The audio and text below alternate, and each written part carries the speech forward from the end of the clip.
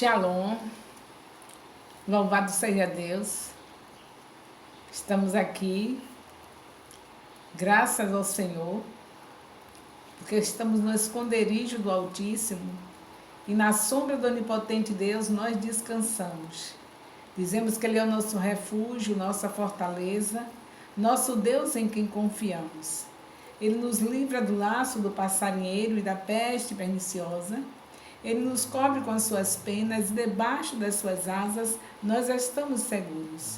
Sua verdade é escudo e broquel, nós não tememos os terrores da noite, nem a seta que voa de dia, nem a peste que ande na escuridão, nem mortandade que assole ao meio-dia. 1000 poderão cair ao nosso lado, 10.000 à nossa direita, nós não seremos atingidos, porque aos seus anjos o Senhor já deu ordem ao nosso respeito, para nos guardar em todos os nossos caminhos. Eles nos sustentam com as suas mãos, para que nós não tropecemos com nossos pés em pedra. Pisamos o leão e a áspide, calcamos aos pés o filho do leão e a serpente, porque nós temos amado o Senhor, Ele tem nos colocado num alto refúgio, porque nós conhecemos o seu nome, quando nós lhe invocamos, Ele nos responde. Ele nos dá abundância de dias e nos mostra a sua salvação. Isso é que é Deus, né? Maravilhoso. Ele enviou seu Filho, Jesus Cristo, para que nós pudéssemos estar escondidos nele. Jesus é o nosso esconderijo. É o nome dele que está sobre todos os nomes. É nele que nós nos escondemos. Como está escrito em Atos 4, 12, o nome que está acima de todos os nomes. Não há outro nome pelo qual possamos ser salvos.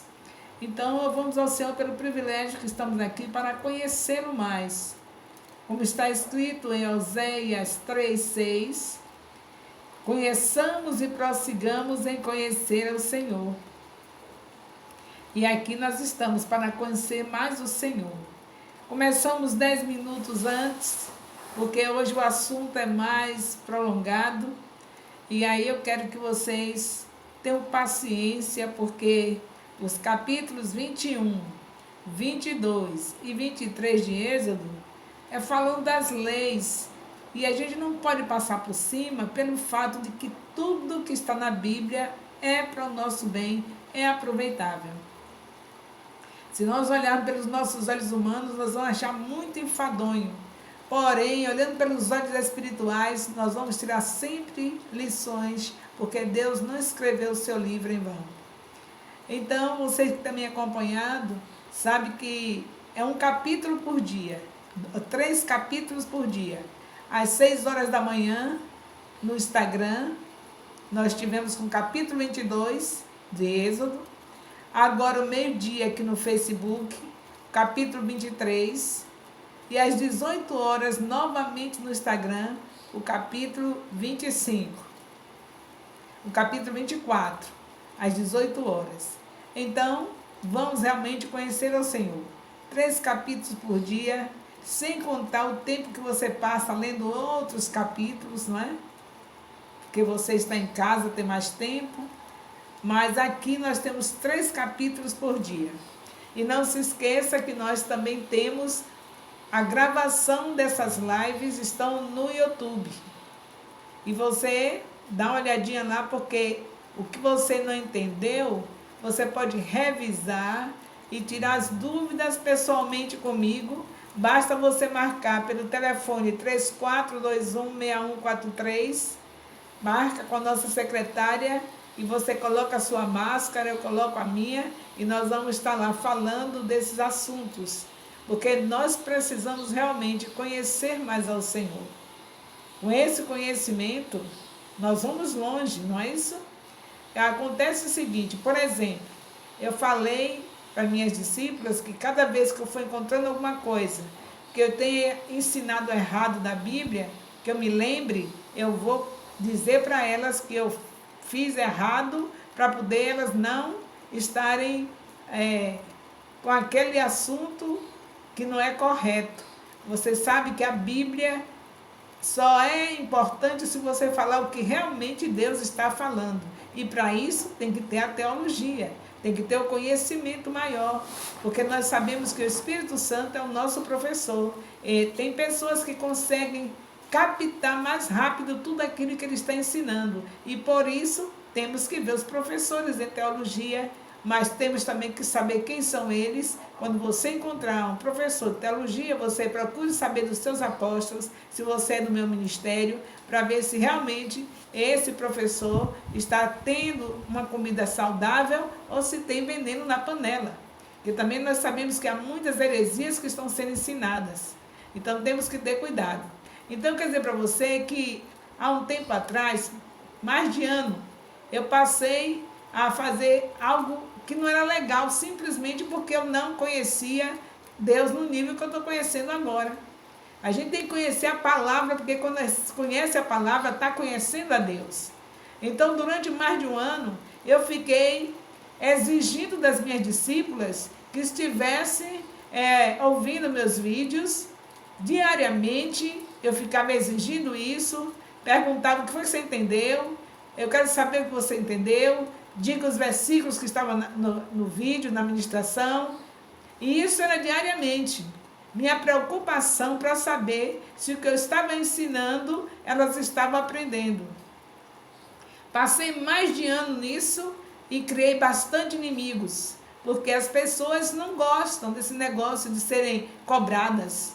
E eu ficava cobrando, perguntando, você já fez? Você já ouviu o vídeo? O que foi que Deus falou para você? E aí, sabe o que era isso? Falta de conhecimento de Deus.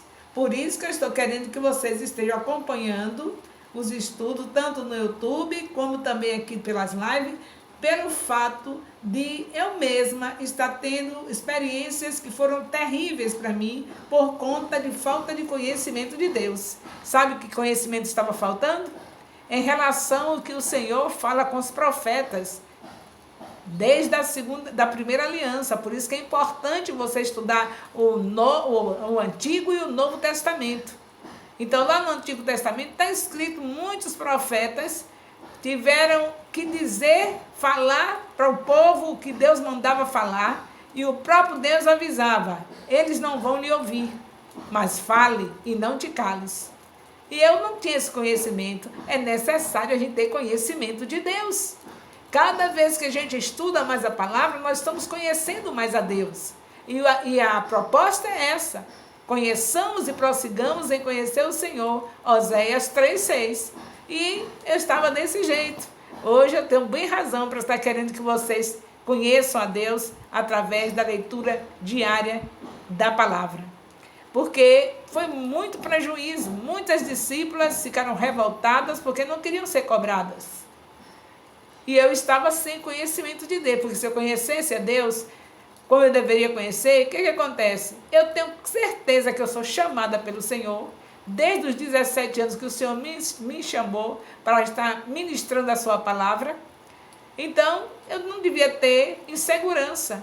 Deus manda os profetas falarem, mas não manda exigir que o povo ouça. Quem resolve essa questão é Ele com o povo. Teve profetas que falaram o tempo todo o que Deus mandou e nem tiveram prazer de ver o resultado. Quando eles já estavam na eternidade, tanto tempo depois, foi que aquela palavra foi ser cumprida daquilo que ele falou. E eu estava tão arrogante, tão prepotente, que eu achava que eu, essa profetisa desses últimos dias da igreja na terra, como está escrito em Atos 2:17, mulheres, filhas e filhas profetizando, eu estou incluída nesses dias agora. O Senhor está derramando o seu espírito e filhas estão profetizando. Eu queria, na minha prepotência, passado em nome de Jesus, na minha arrogância, passado em nome de Jesus, eu queria que as pessoas estivessem ouvindo, para eu saber realmente que estava sendo um trabalho que estava dando resultado. E aí, sabe o que era isso? Falta de conhecimento de Deus.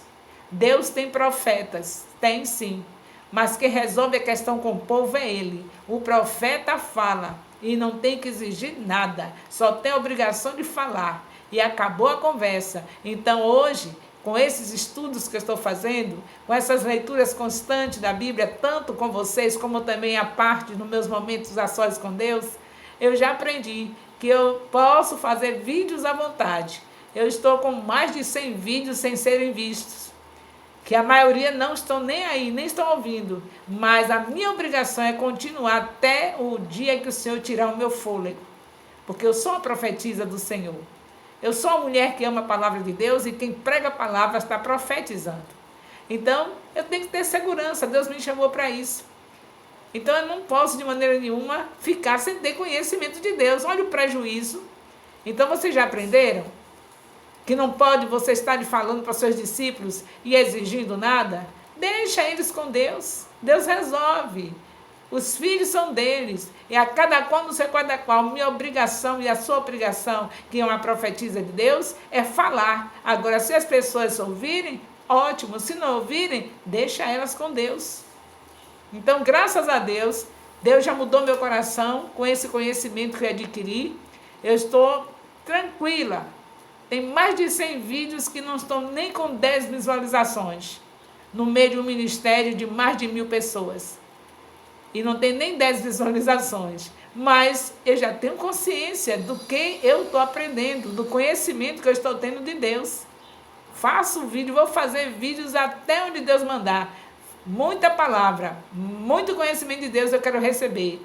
E aí, os filhos dele que estão recebendo, que estão debaixo da minha cobertura, é com ele. Eu apenas tenho que falar. Então, entenderam, queridos? Não, vamos prosseguir em conhecer o Senhor. É essa a proposta do Senhor através de Oséias 3,6. Conheçamos e prossigamos em conhecer ao Senhor.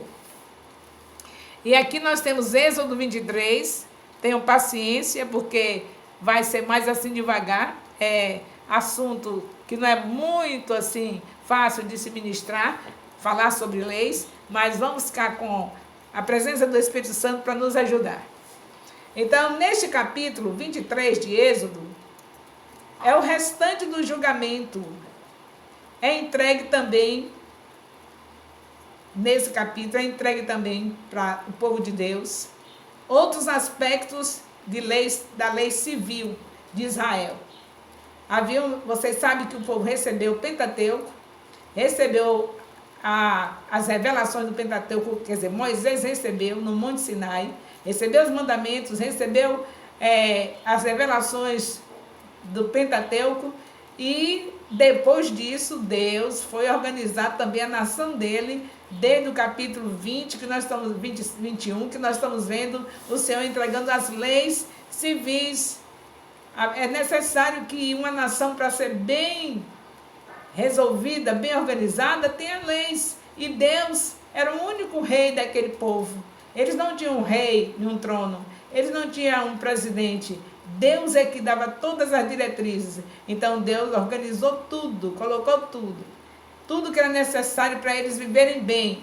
Eles não obedeceram, mas Deus fez. Então eu tenho que aprender com Deus. Ele fala, a gente obedece se quiser, ouve se quiser, não somos obrigados, mas depois sofremos as consequências. Se o nosso Deus faz isso, então por que eu ou você que é uma profeta vai falar e vai querer exigir que a pessoa ouça e que obedeça? Aí é elas que vão resolver com o Senhor, não somos nós só temos que falar. Então, nesse capítulo 23, no versículo 1, está falando da difamação, que é proibida. O Senhor proibiu alguém difamar o outro. Você não pode, de maneira nenhuma, difamar o seu irmão, o seu próximo, de jeito nenhum. É lei para Israel e é lei para qualquer um que serve ao Senhor Jesus Cristo. Também está escrito que a parcialidade era proibida. Versículos 2 e 3 do capítulo 23. Está falando que a parcialidade era proibida. A justiça tinha que ser nua e crua. Não tinha meio termo. Era para ser nua e crua. Deveria ser assim. Servir assim. Como está escrito em Levítico 19, capítulo 15. Você encontra o Senhor mostrando que não tinha que passar a mão pela cabeça. Era a justiça nua e crua. Se alguém merecesse ser punido, era para ser punido. Não tinha que estar passando por cima. A bondade divina estava sempre presente. Nós vemos aqui em versículo 4 a 5 desse capítulo 23 de Êxodo. A bondade de Deus estava sempre presente. Isso Isso significa que todo israelita deveria estar sendo orientado e praticar essa bondade do Senhor. Nós vemos também no versículo 6, o pobre tratado com justiça. Eita, que palavra é essa? Pobre tratado com justiça. Só em Israel mesmo, né? Mas mesmo assim eles falharam. Deus falou diretamente para o povo de Israel todas as regras que eram necessárias, mesmo assim eles falharam. O nosso socorro é Jesus Cristo. Se ele não tivesse vindo, nós estávamos fritos. Porque quando Deus olha para nós, ele vê o sangue de Cristo e é por isso que nós somos salvos. Se não fosse aquele sangue derramado no Calvário, não tinha salvação, porque o ser humano, você vê o que Deus teve de trabalho com Israel, e mesmo assim Israel não cumpriu todos esses mandamentos, nem essas regras, nem essas leis, eles não cumpriram. Mas de qualquer maneira é uma nação que faz diferença. Porque eles caíam, mas levantavam, caíam e levantavam. Eles tinham uma direção, voltavam para aquilo que era direcionado. Depois caíam, Deus ajudava, eles levantavam novamente. De qualquer maneira, Israel é uma nação diferente, é uma nação digna de ser olhada como um referencial. E amada, porque ela é amada do Pai. Quem somos nós para não amar Israel? Se nós só somos salvos porque um dia Israel foi feita para Jesus Cristo nascer, para nos dar salvação. Israel rejeitou, mas todos que receberam Jesus, esses se tornaram filhos de Deus, como está escrito em João, capítulo 1, versículo 12. Então, de maneira nenhuma, nós vamos olhar para Israel e menosprezar, porque todos os erros dele foi a nossa felicidade, porque se eles não tivessem dando tanto trabalho a Deus, nós não íamos ser alcançados. Porque Deus é assim. Logo que eles não aceitaram, Deus disse para eles, já sabe a maneira de puni-los, né? Vocês não querem, eu não vou ficar com a mesa posta sem ter um consumo. Aí chamou os gentios, as outras nações, eu, você, todos que aceitaram Jesus, esses são chamados filhos de Deus. Mas de qualquer maneira, mesmo com a desobediência de Israel, nós temos Israel como referencial. Deus deixou tudo correto para que eles fizessem. Se você quiser realmente, em vez de estar criticando, você quer fazer o que Israel não fez, é bom, só vai ser bom para nós. Se cada nação obedecer às regras, às leis que Israel recebeu, só vai ser bom para as nações. Enquanto Israel estiver errando, não estiver obedecendo, só é mal para ela. E nós que sabemos que foi Deus que fez essas leis e entregou para Israel, por que rejeitá-las? O ideal seria que todas as nações estivessem copiando as leis de Israel. Infelizmente, não temos isso. Como eu disse, eu não sei se eu falei para vocês, são 3 horários, eu acho que foi no outro horário lá pela manhã. Olha que lei maravilhosa de Israel. Não está aqui nesse capítulo 23, não, mas eu vou citar.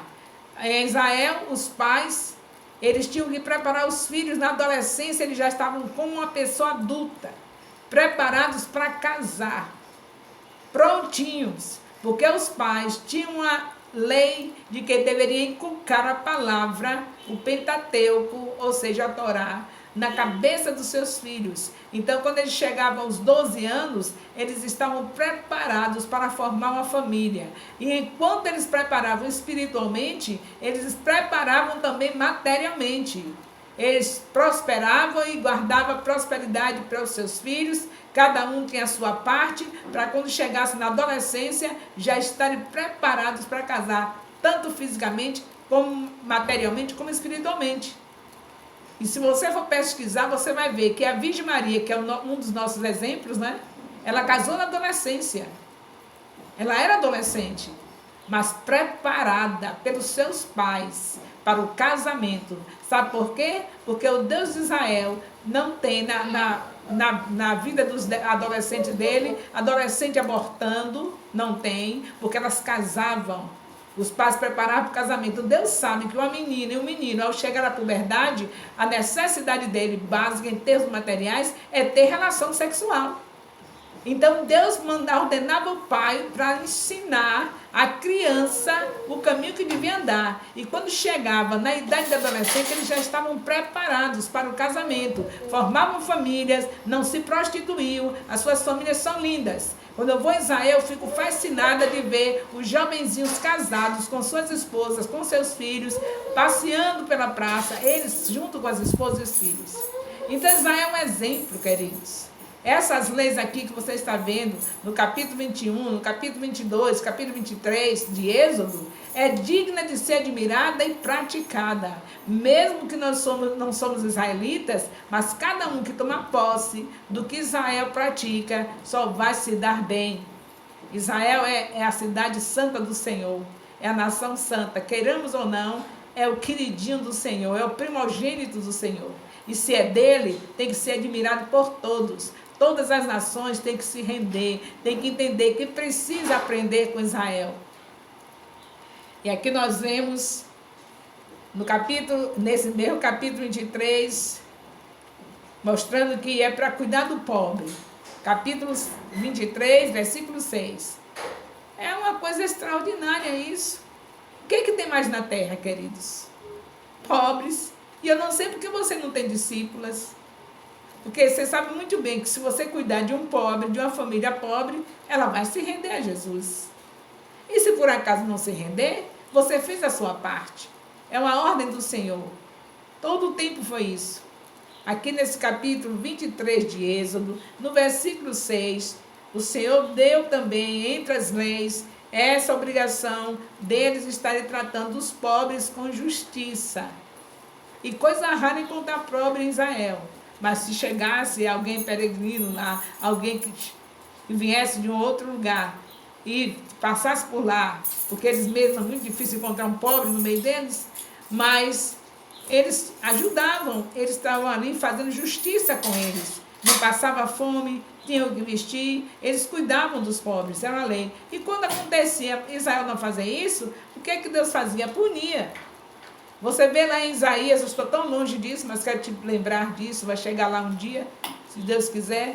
Isaías capítulo 3 e 4, você vê o Senhor notando como estava Israel, totalmente por fora dessas regras. De vez em quando eles se desviavam totalmente, nem parecia que tinha sido ensinado.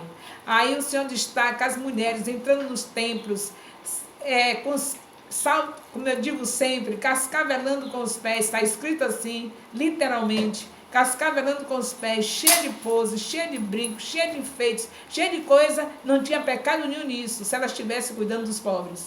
O que Deus estava falando é porque elas se esqueceram das regras, das leis que Ele tinha dado ao seu povo. Elas agora viviam só para elas. Era desfilando no templo desse jeito.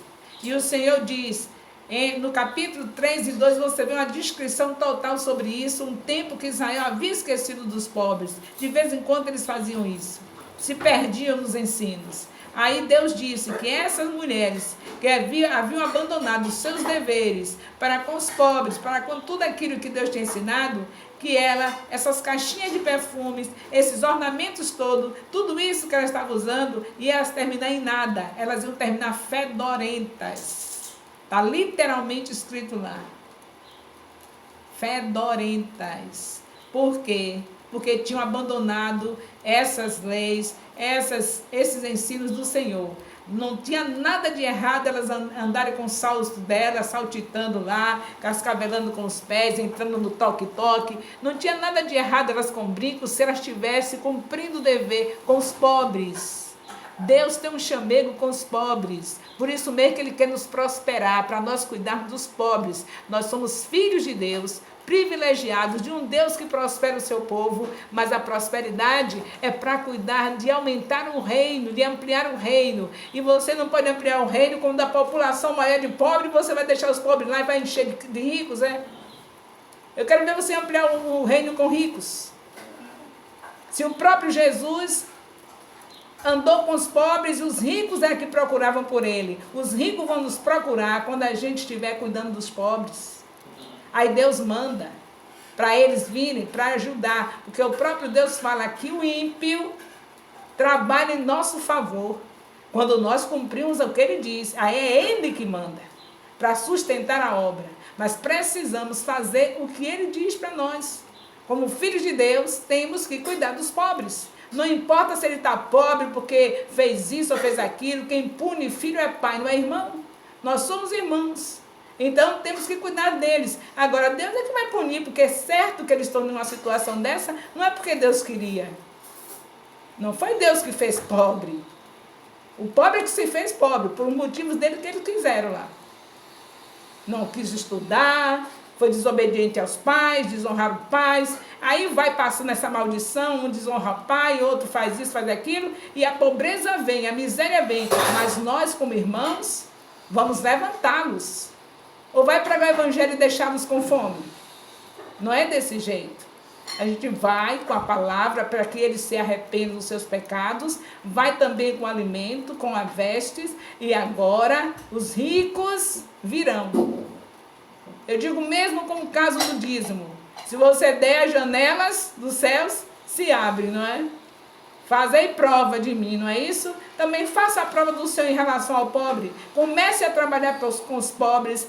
Comece a lutar para ver os pobres convertidos, se voltarem para Deus, se arrependerem dos seus maus caminhos, para ver se Deus não vai enviar ricos para cuidar dessa obra. Ele envia sim, ele é fiel. Quantas mulheres ricas sustentaram o ministério de Jesus? Quem enviou? Papai. Jesus cuidando dos pobres e elas vindo sustentá-lo. E não faltava dinheiro para Jesus. Não faltava nada para Jesus. Ministério sustentado por ricos, mulheres ricas. Você vê que até na sepultura dele vem um rico para fazer um funeral belíssimo para ele. Lençol de linho e tudo mais. Então os ricos vêm. Agora faça a sua obrigação. Aprenda com Israel. As leis de Israel não são só para Israel. É para nós, igreja. Porque na hora da cura também, a cura era só para Israel. Você está pegando a carona, não está? Eu sou o Deus que te sara. Êxodo 15, 26. Era assim, para o povo de Israel, essa conversa linda. Eu sou o Deus que te sara. Vem a igreja enxertada de Israel, também pega a mesma coisa. O Senhor é o Deus que me sara. Tenho provado isso a cada dia. E por que não por que os privilégios e não os deveres? É bom ser curada todo dia, toda hora. Qualquer coisa é Deus que me sara. E Ele me sara mesmo. Agora também na minha frente tem pobres. E aí é um dever que eu tenho. Assim como eu tenho alcançado as bênçãos de Israel, eu também tenho que fazer os deveres de Israel. Cuidar dos pobres. Foi Ele que determinou lá. Está lá o exemplo para nós. Então cuidemos dos pobres. Tenha certeza que é maravilhoso fazer isso. Não se preocupe, como é que eu vou sustentar? Como é que vai ser sustentado? A gente vai encher a igreja de pobre? Deus vai enviar os empresários. Isso aí é com ele. Ele invade lá na casa de um empresário que está lá na frente do televisor, com câncer lá que não tem mais jeito, desenganado do médico. Aí chega lá, ele liga lá o televisor, não sei quantas polegadas, é o único recurso dele é ligar ali, não é? Aí de repente Deus entra na vida dele, ele vai procurar um ministério onde investir. Vai ser o seu, que está cuidando dos pobres. Com certeza. Vai ser o seu. Deus não é injusto. Ele manda fazer e ele garante. Eu sei muito bem que você ficar nos bairros de pobres, você vai precisar de dinheiro. E o pobre não vai ter para te dar. Depois ele vai ser próspero. Depois que ele caminhar com Jesus, ele vai prosperar. Mas antes disso, quem é que vai cuidar? Os ricos que Deus vai mandar. Ou você duvida disso? Então vamos seguindo aqui, obedecendo, achando lindo e fazendo. Porque tudo que Deus marcou para Israel não é fardo para nós. É bênção para nossas vidas. Israel é referencial. E agora que nós temos o Espírito Santo, que coisa linda, não é? A gente pode todas as coisas naquele que nos fortalece. Então está incluído também poder cuidar dos pobres. Então aqui no versículo 7 está assim falando da justiça. Não podia faltar a justiça em todas as áreas, porque Deus, nosso Deus é um Deus de justiça, Ele é amor, mas é justiça, e Ele é o único rei de Israel. Até aí Israel não tinha nenhum rei, só era o Senhor. Então ali a justiça tinha que reinar na vida deles. No versículo 8 você vê a proibição do suborno. Claro, você é um filho de Deus. Não vai dizer que só foi para Israel, foi? É para nós também. Proibição do suborno. Não tem que haver suborno em nossas vidas. Continuando, nós vemos o estrangeiro era tratado com justiça. No versículo 9, você vê isso, o estrangeiro era tratado com justiça. É uma boa causa essa. Você já imaginou a gente chega em um outro país e ser mal recebido? A gente quer que aconteça isso conosco? A gente chegar em outro país e ser mal recebido, não ser bem cuidado? A mesma coisa devemos fazer. Se tem alguém estrangeiro no nosso país, se chegou às suas mãos, ele se for para ser ajudado por você, vai ser entregue nas suas mãos, né? Pode ser que tenha milhares de estrangeiros aqui que nunca chegou perto de você, então não é para você essa obra. Mas se você está numa rodoviária, se você está no aeroporto e alguém que é estrangeiro precisou da sua ajuda, prontamente, não pode se negar. É uma ordenança do Senhor. Cuidar do nosso próximo. E o estrangeiro também é nosso próximo. Que no versículo 10 a 11 está falando do ano sabático. Está em Levítico, nós estamos aqui em Êxodo 23, mas o Senhor fala também desse ano sabático em Levítico 25, de 1 a 8. E aqui no Êxodo 23 está falando do versículo 10 a 11. Somente Deus, querido, poderia fazer uma coisa dessa. Criar uma exigência dessa, de parar a terra de todo tipo de plantação para descansar a terra durante o ano sabático. Ele pode, porque ele pode suprir. Isso é uma maneira de estimular o povo a confiar nele. E quando estava esse período do ano sabático, onde a terra descansa, estava testando a fé de Israel, e com isso o povo tinha mais tempo naquele ano sabático para estar revendo as leis de Deus, muito importante. Aproveitava para isso, que não ia se dedicar à agricultura durante aquele ano. E aí eles iam ter um tempo maior para rever as leis que o Senhor tinha deixado para eles e ter um maior tempo para ouvir a Deus e adorar a Deus. Então, muito importante o ano sabático para os israelitas. Aqui nós não temos nem um dia, quanto mais um ano. Mas a gente sofre as consequências disso, não é verdade? Se a gente imitasse Israel, não tinha os privilégios também. A gente sofre as consequências disso. A terra está aí, desse jeito. Nossa alimentação cheia de agrotóxicos, que a gente não sabe nem o que está comendo mais. Não descansa, não para. E está fazendo mal para si mesmo. Tudo que Deus ensinou para Israel foi para que eles estivessem bem e glorificassem o nome do seu Pai. Então, se acontecer isso conosco também, se nós imitarmos, nós vamos estar bem e vamos glorificar o nome do nosso Deus. Agora, depois do ano sabático, no versículo 12 também está falando do sábado. Sábado, já falei para vocês no outro capítulo, vem lá de Gênesis 2:3, quando o Senhor diz que santificava o sétimo dia. E não depende de religião nem de seita, é um mandado do nosso Pai. Quem é filho, obedece. Quem não é, você tem que tirar um dia para descansar. É o seu sábado, um dia do Senhor. Que você faça coisas diferentes, que faça bem a sua saúde, maior tempo com a família, maior tempo com Deus, um dia diferente. Não tem nada a ver com seita essa ou não aquela, é algo de Deus, não é lei, não é nada. Deus falou no princípio, em Gênesis 2:3. Sétimo dia, acabou. Qual é seu sétimo dia? Escolha. Se você quiser fazer um sétimo dia totalmente contrário à realidade sua, você faz. Porque na realidade, o dia que seria o melhor, seria o domingo, que todo comércio para. Não é isso?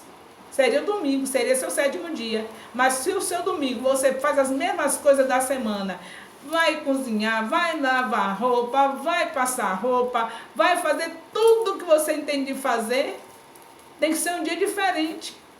Você deixa tudo prontinho de véspera, o dia só para você ir para o templo, ouvir Deus falar, ter um tempo maior com sua família, o dia inteiro para o Senhor, coisas diferentes. Mas se você acha que o seu sétimo dia é desse jeito aí, meu sétimo dia é o domingo. Pois é, então faça alguma coisa para saber que é o sétimo.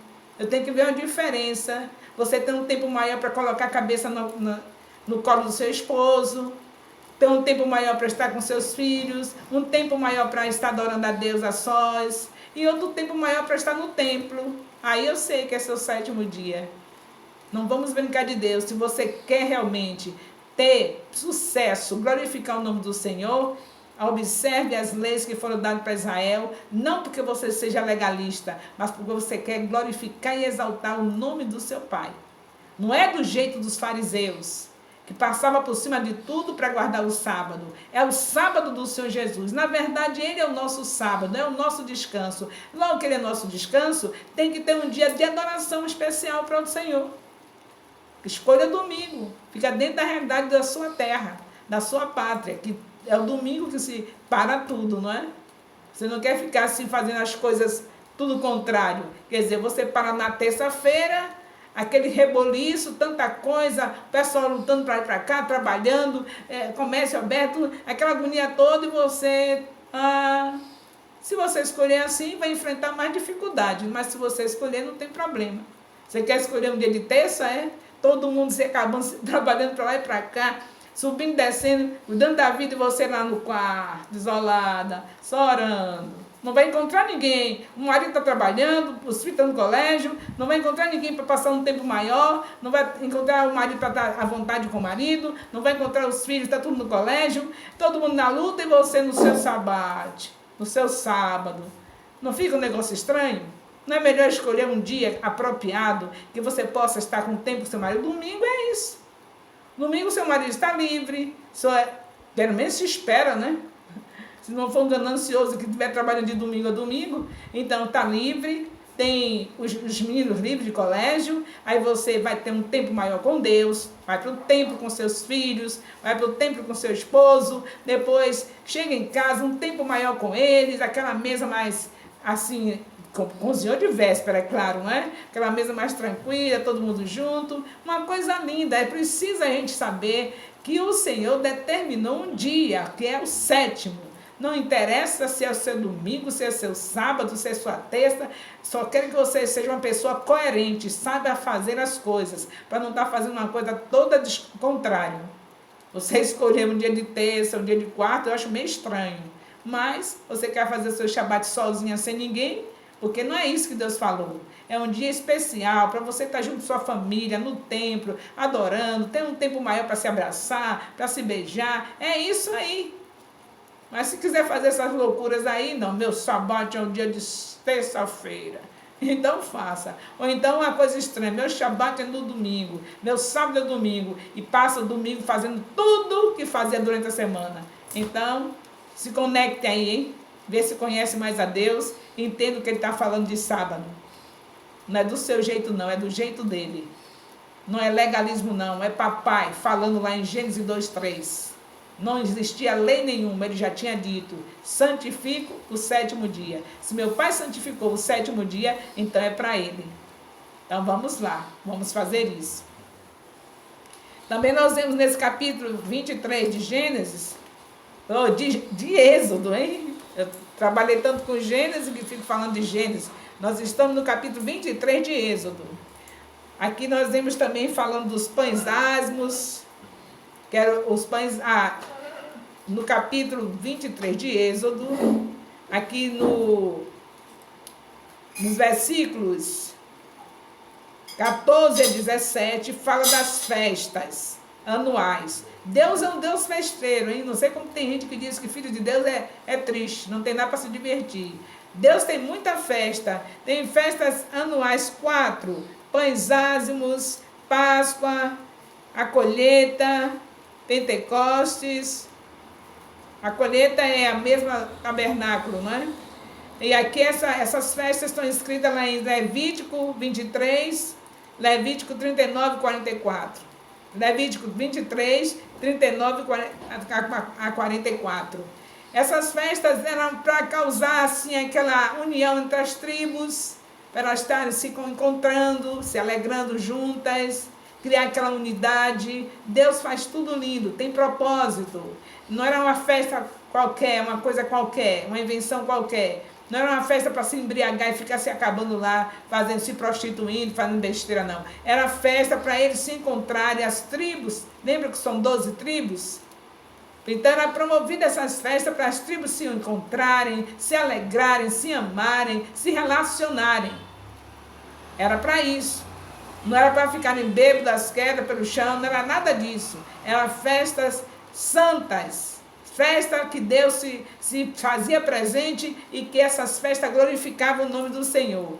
Que a gente possa imitar ao Senhor, que as festas que vamos fazer a cada ano sejam festas que o Senhor se faça presente.